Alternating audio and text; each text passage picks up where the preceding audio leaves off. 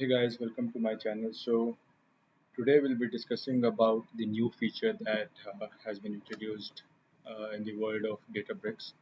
And as far as developers are concerned, I think this was much needed.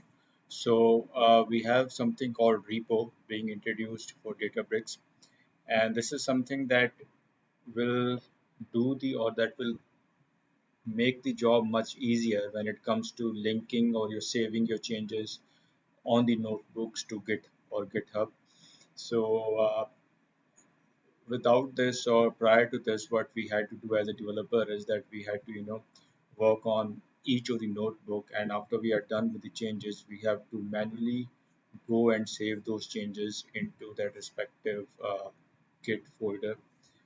So this video will specifically be for useful for those people who already have some experience on Databricks, but if you are starting out, if you're a beginner, you might not be able to follow most of the steps that we are doing in this video. So just a heads up on that. So if you have worked on Databricks and if you have got a chance to uh, implement a repo on top of your Databricks, then this would make sense to you, and you would see that this will make the job much easier. But having said that, this feature currently, I think it's in preview phase or it's in the initial phase, and there are some limitations around it. I believe you'll not be able to do or save the Scala files or SQL files. But for details, you can always refer to the links below from where I've got the information.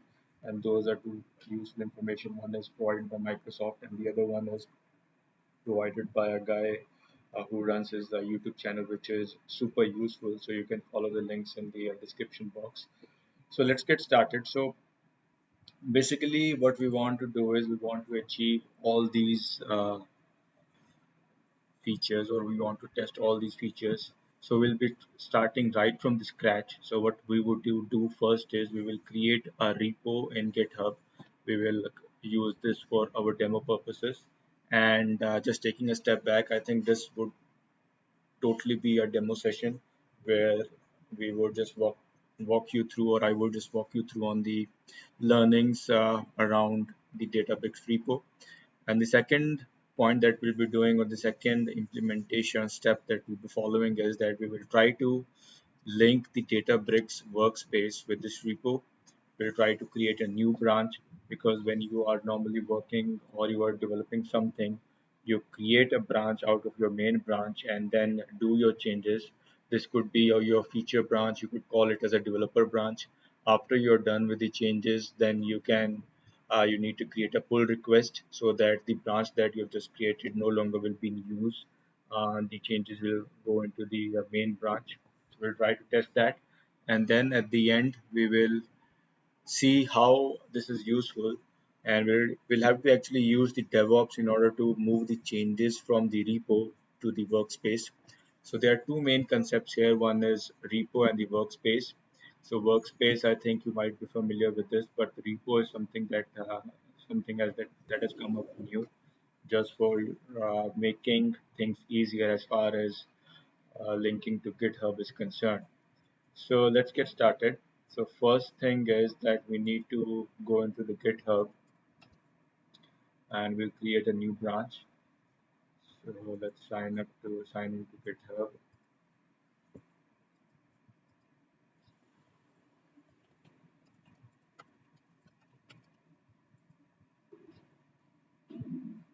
So let me just do the two-factor authentication.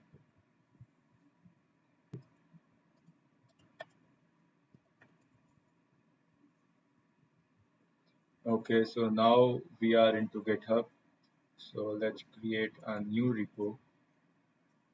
Let's call it demo. Let's call Databricks as DBX repo demo. So it seems like the name is available, so it would be a public info, and we don't want any other full additional changes. Okay, so we don't want any additional changes. Let's create it. Okay, so the repo has been created. So we are calling it as DBX repo demo. Now we will move on to the Databricks notebook or the Databricks workspace. Let's just close this out. Let's open it from scratch.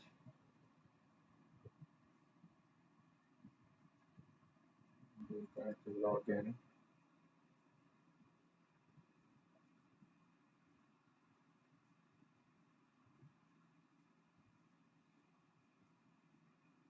So go into the workspace.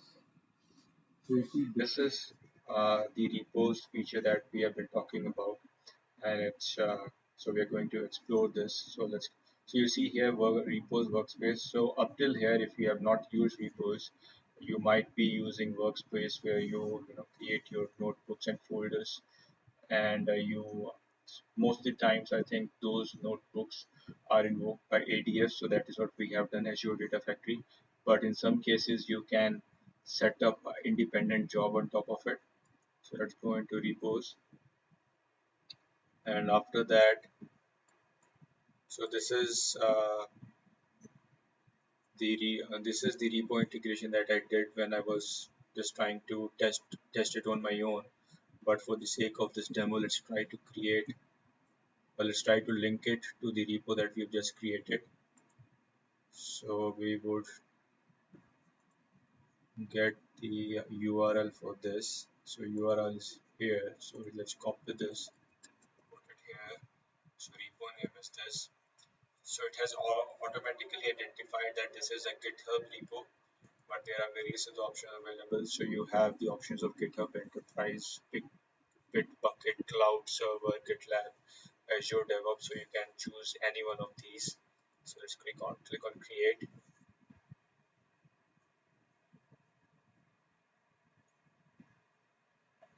Okay, so it's saying that it will only work on the repos that already have uh, the notebooks in it. So it is giving a kind of a warning that this particular repo that we just created does not have a notebook inside it. So no worries about it. Let's click on OK. So you could see here we are into master branch here. Now what we would do is we will create a notebook, and although it is giving us options of Scala, Python, but I think uh, I just read that the Scala and SQL might not work, but you could try it at your end. So again, for this demo, we'll be using Python. So let's name this as test notebook create. So for now, I think if you just want to test out the repo feature, you don't have to provision clusters because that might be costly. And another thing that might be handy for you, and thanks to Microsoft on this, is that they give you a 14-day trial. So if when you are provisioning Databricks, you can ask for the 40-day trial. So let's just call it as, I think in Python, not exactly sure what was the syntax to comment out something, but because I'm mostly using Scala. So like this. It's okay. We just need to add something here so that it makes sense. We can say it as simple command. Now, now the changes will automatically be saved to your master branch. So if you go in here and if you refresh this, okay, I think we might have to save it somewhere. So again, I'm very new to this, so I'm doing everything on the fly. So if we come out of it, let's see what happens.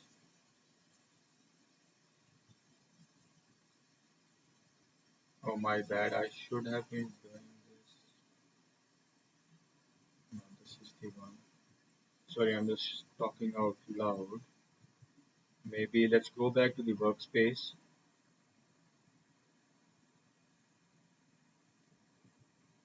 and then again go back to the repos. Let's try to refresh it.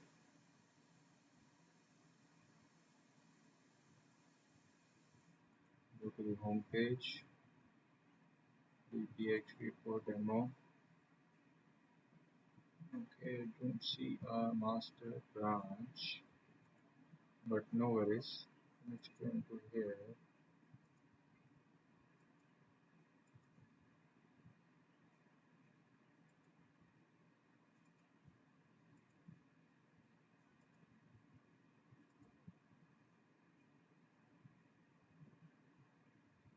Okay, yeah. So I think, yeah, we did not push it. So all the rules or the protocol that you are familiar with GitHub when using other services will come into play here. So you don't have to do all these manually.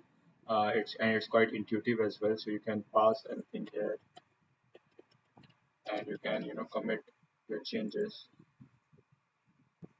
And now I think we would be able to see this over here. So you can see here the changes have propagated it to the repo branch that we had created.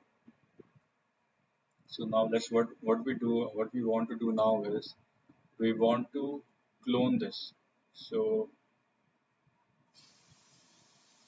let's try to create a branch from this. Maybe let's call it as a dev1 branch. So we are now into dev1 branch, and that should come up here. So let's go to the repos again. Let's go to the repos, test node code. I think we can change the branch from here. We can go to dev1, close. Now, so the workflow that we have been following is similar to what you have been doing or what you would do in other applications or services. That is, you will make changes to your dev branch. So we can call it as dev branch change. Now we have done the changes. Again, we're going here and we want to push it. And you can see here it gives you a very intuitive way of identifying what changes have you done. And we can say test dev changes. Again, commit and push. So now the changes have gone into the dev1 branch, and you can see here if we open this dev branch changes, you will see the changes here. Now we want to create a pull request. So let's come back to our this useful Excel. So we have been able to complete the first part. We have been able to complete the second part. We have been able to complete the third part. Now let's create a pull request on this. So for pull request, that feature also has been provided out of the box in this repos URL page. So let's create a pull request. Pulling will create results in the are you sure? So yeah, we are should create results in the updated notebooks. So we want to confirm it.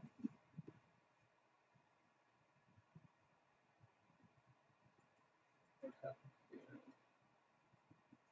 So I would have imagined, or I would have thought that it will ask for a source and a target branch, just like it does in GitHub.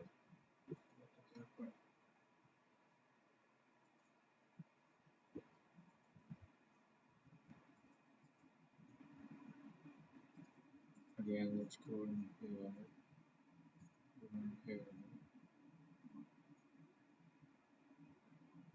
branch, do a pull request. Pulling will clear results in the updated. Are you sure?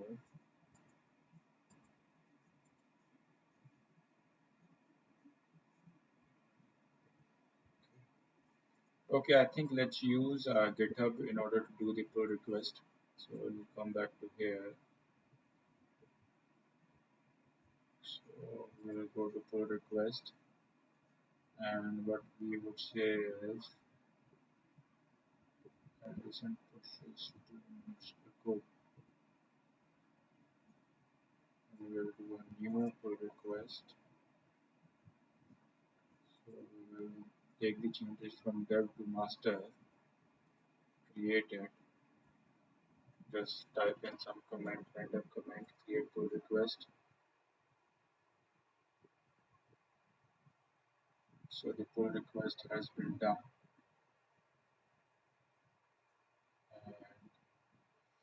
And ideally, when you're done with the pull request,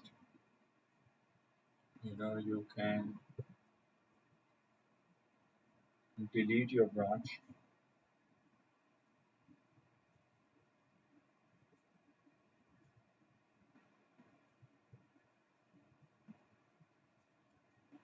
So I think there should be an option of deleting the branch.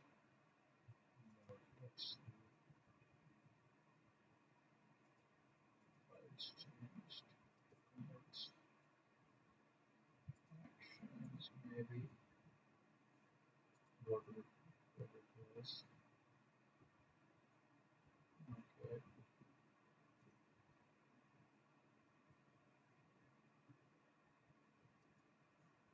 Okay, so the pull request has been done.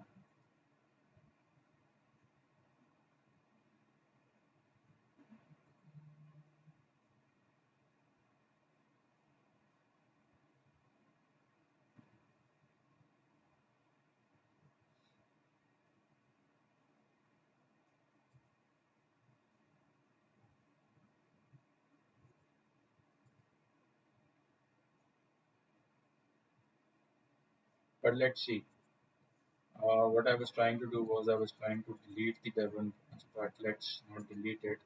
Let's first of all check whether the changes have propagated to master branch or not. It has not, surprisingly.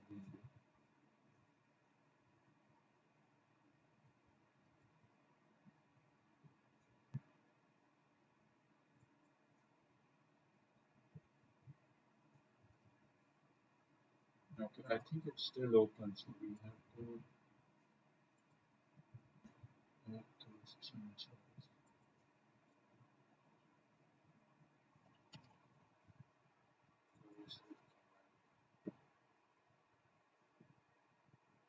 Okay, now I think it has been done or it has been completed. Let's try to refresh this.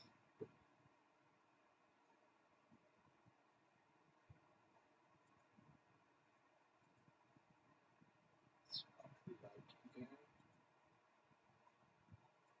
Is there another branch?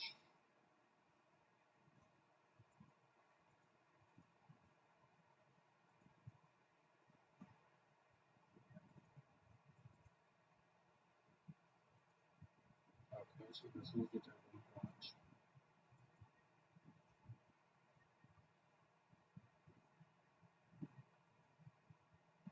Okay,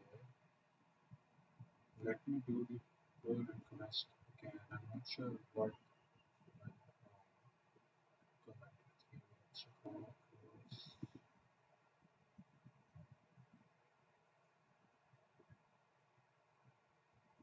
Okay, let's try to do a new pull request. So we want to do changes from dev 1 to master, create pull request,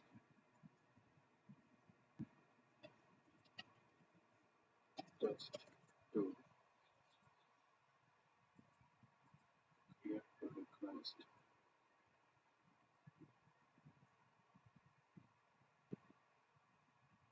merge pull request, confirm merge. So I think once you have created the pull request, you have to merge it as well.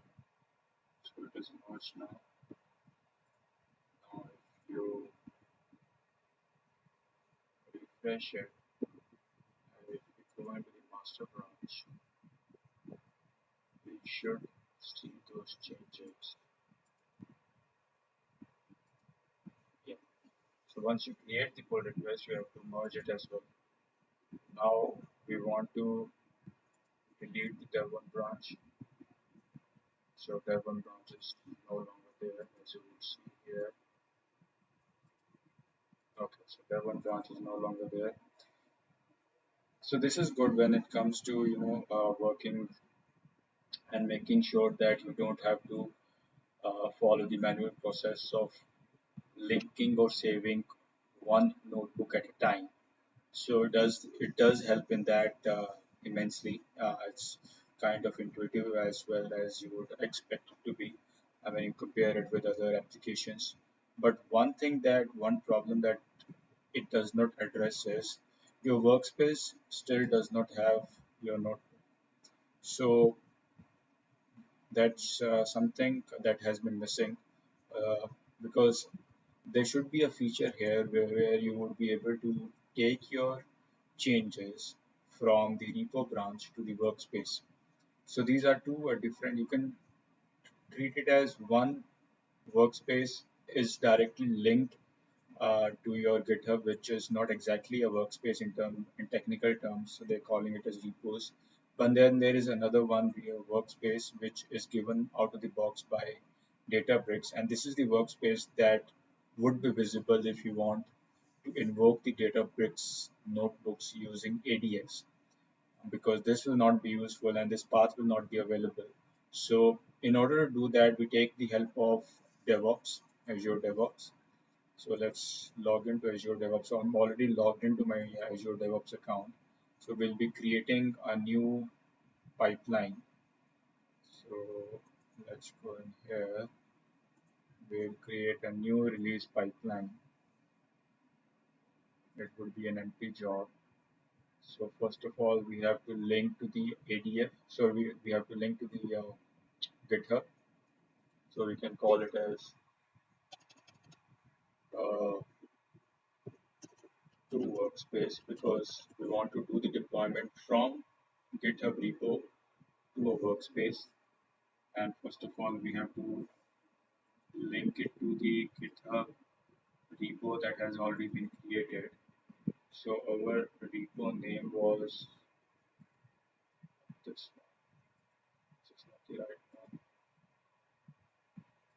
This is not the right one. So we created this one.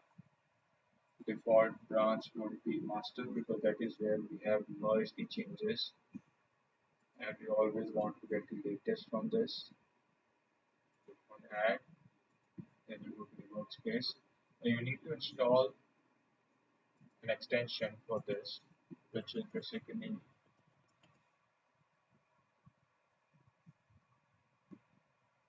this extension. So once you have installed this, all these tasks you will be able to use it. So obviously you need to have the admin rights on the Azure DevOps organization and the project. So we'll be using configure Databricks. Click on add. So we need to get the workspace URL. So we'll grab it from here, put it here, and then you need an access token. So for access token, just clicking here, user settings, generate an access token. We want it to be available for lifetime for our demo.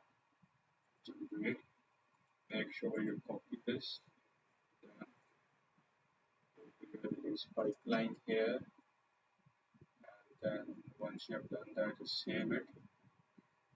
So this is the demo pipeline where you want to store it. So let's store it in the demo folder. Click on OK.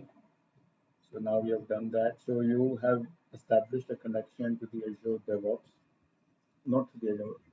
Through Azure DevOps, you have established a connection to your Databricks workspace. Now we need a task which would do the deployment. So it should take the artifacts or the notebooks from the GitHub and put it into the respective workspace folder. So we will add this task.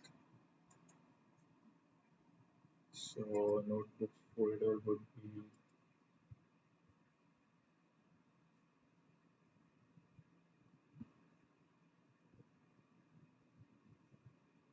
Yeah, so this is the notebook. You can select it. So it could have more than one file, but we have selected the file itself. Let's see if we don't specify the file, what would happen. And then uh, what is the workspace folder, which is nothing but your target workspace folder. So let's go back to workspace. So we have a dev folder already created. Let's create a new folder here and let's call it dbx demo. Don't need to specify any clusters. Let's copy this.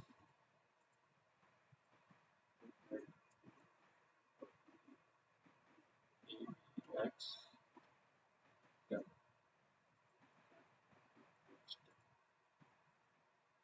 So now just save it.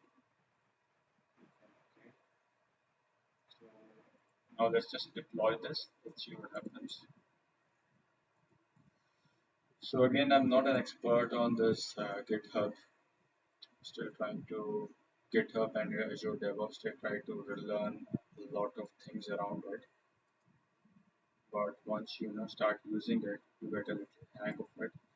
So let's see whether the deployment is successful or not.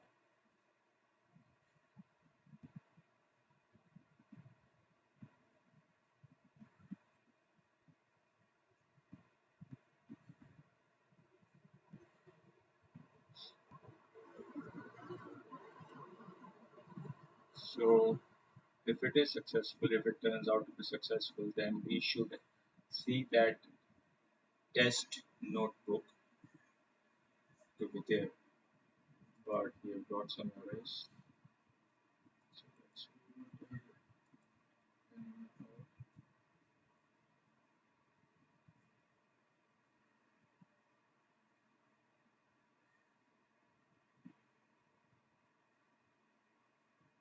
okay, so it is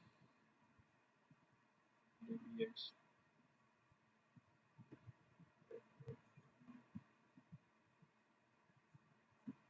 DBX demo.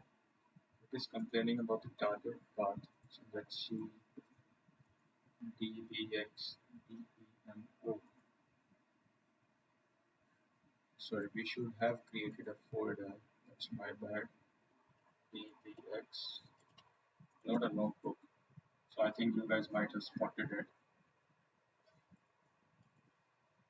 Create a folder DBX demo 2. We want to create a folder.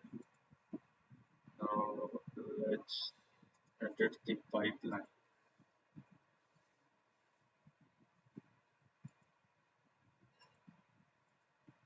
to save.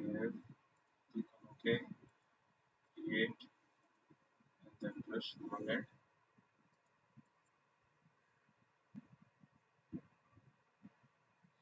So we would want to deploy this. Click on deploy. Let's see the logs.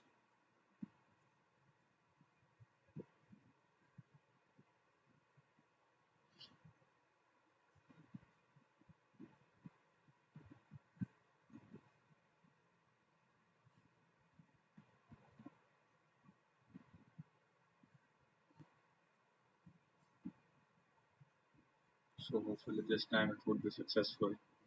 Let's see.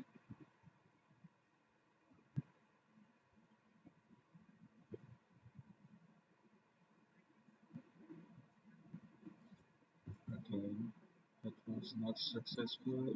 Let's see what is the issue.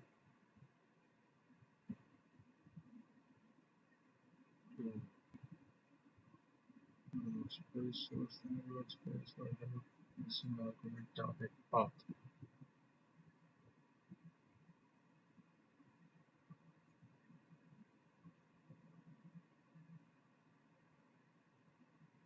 Okay, now this time it is complaining, it might be complaining about the source.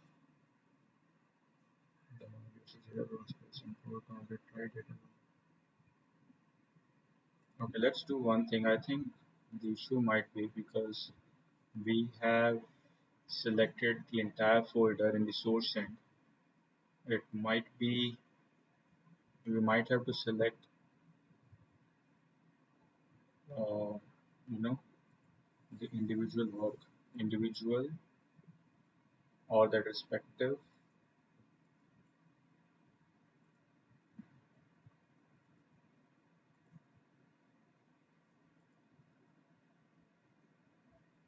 Let's respective notebook. So dbx demo 2 does exist. dbx demo 2. So this time let's go with this notebook only and save it. Click on OK. Create release. OK. So let's see. I've seen in the past as well. So there is an option of specifying or selecting all the notebooks from a particular folder, and I think this task should do that. But let's just try to figure out or pinpoint what is happening. So for that purpose, we are just going with the notebook only.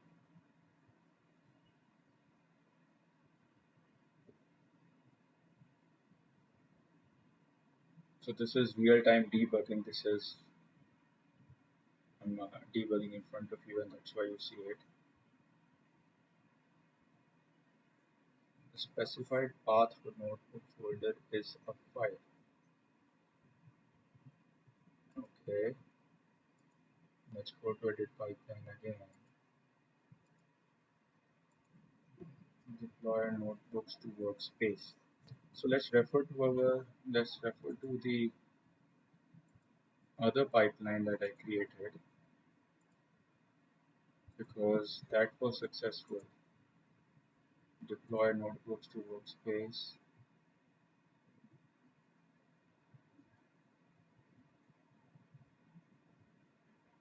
Okay,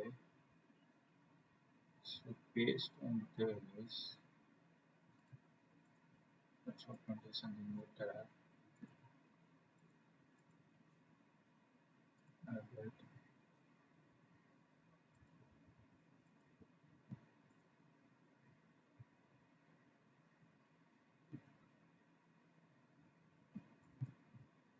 Okay, I got it. I think I got it. Yeah, I think our understanding was correct, or my understanding at least was correct. It should be pointing to a folder, but we should not supply a slash. I'm not sure whether it's a forward slash or a backward slash here. So let's click on save again. Click on OK, and this time I'm pretty confident that it should work. So click on release 4. Click on deploy. Now let's see. Click on logs.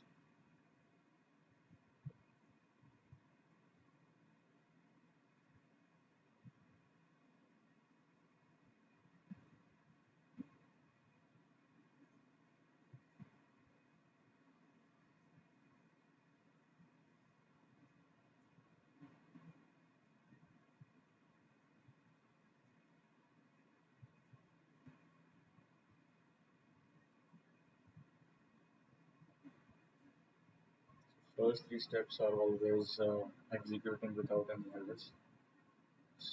Let's see the fourth step. That is where it is failing.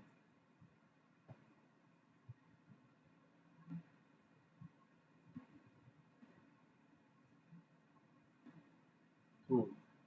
So now let's go into this folder. So you can see here we have been successfully able to deploy changes from the repos to the workspace. Now this was the dev workspace. You can do it for QA or you could do it for production. So here it is, guys. We have completely completed the demo. So we had set out to explore Repo. So I hope or I wish that you would have gotten some sort of idea on what repo is and what are the limitations around it and how you could use it. Uh, my my belief or my thinking is that if you have your Databricks projects currently being set up, you might not be able to use it in your current projects, but going uh, future and going in future, if or if you are in middle of some new project, then you can use this repo feature, especially when you have the control in your access and you're the admin and you don't have to request to someone else to get the folders created. I think you'll be able to use it. So there it is, guys. Let me know how it was, and if you have any questions, do let me know. And please check out the links in the description box where you will find, I would say, a good version of this video content. So refer to that video, and just try at your end. You can use the free or the trial version of the Databricks space. I think it's valid for 14 days, and we were able to do it on the very last day. Thank you, and have a good day, guys.